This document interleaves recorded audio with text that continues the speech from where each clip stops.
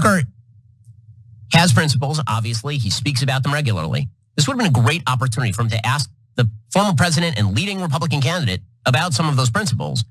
He didn't do any of it. Instead, he how soft were the softballs that Tucker was throwing to Donald Trump? He asked Donald Trump to rip on Mike Pence by suggesting that Donald Trump had always been very nice to Mike Pence.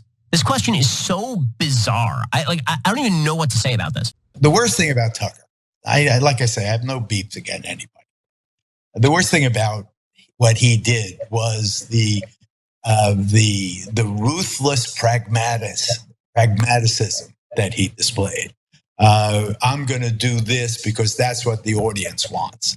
In other words, it wasn't the malevolent media leading the audience. It was the audience leading the malevolent media. I don't know if it was voluntary or was somebody fired.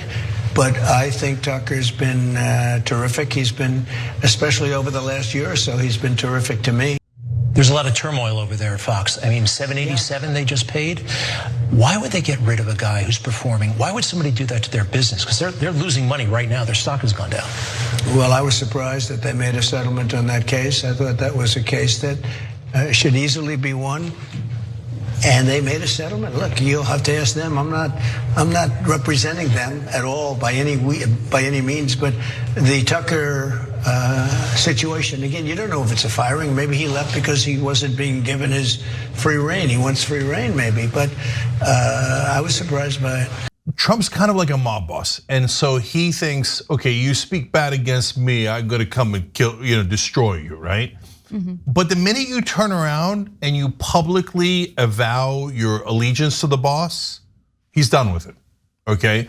And so Tucker said all those terrible things behind his back, by the way, half of which he probably didn't mind. A demonic force and a destroyer. He destroys everything in his path and he could easily destroy us. I bet Trump loved that part, right? And then, but when Tucker said, I hate him passionately, he didn't like that part. But when Tucker then comes and bows in front of him, remember Tucker just did the interview with him and bowed and said he's such a moderate, reasonable, sensible guy and that he loves him, Trump thinks, good, you kissed the ring, okay? Once you kiss the ring, all is forgiven, you're back in the fold, go out there and do propaganda for me. Question that's absurd. You've always been nice to Mike Pence? The actual what? What? Oh? Okay, for those who have a memory of a goldfish, let me remind you of a time when Donald Trump suggested, nay, said outright that Mike Pence had the unilateral capacity to overthrow an American election, essentially called him a coward, suggested that he would be forced to do so. And then when Mike Pence called him from the Capitol building on January 6th, because the Capitol building was under assault, he basically did nothing.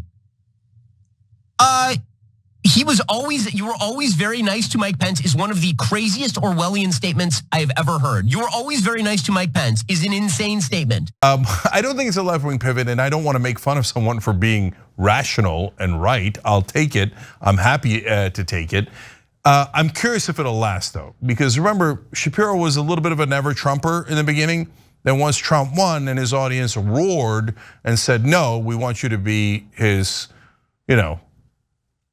server, then Shapiro served him for years and years and years. And look, I'll give Ben this. He's way too smart to not realize what a pathological liar and criminal Donald Trump is.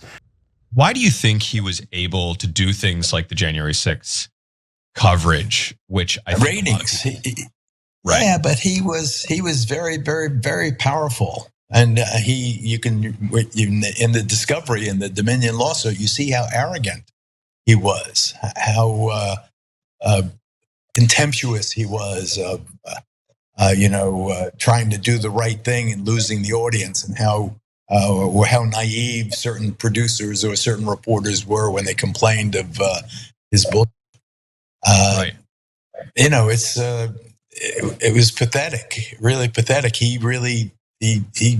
got way too big for his britches. What he did was unforgivable, basically. He made a mockery of the tenets of journalism. He seemed to me to willfully embrace something he did not sincerely believe in because it resulted in higher ratings. it stopped the hemorrhaging of the ratings from Fox to Newsmax. It takes a lot of courage. It takes a brave person to tell their audience what they don't want to hear.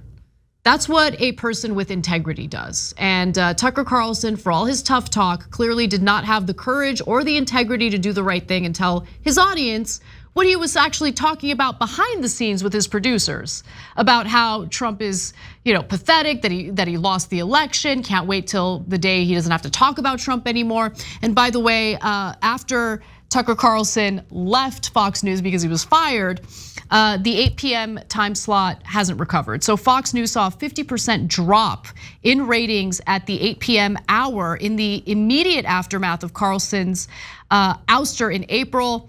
On his last night on the network, Carlson drew 2.65 million viewers in primetime, which dropped to 2.59 million and then 1.3 million in the following days.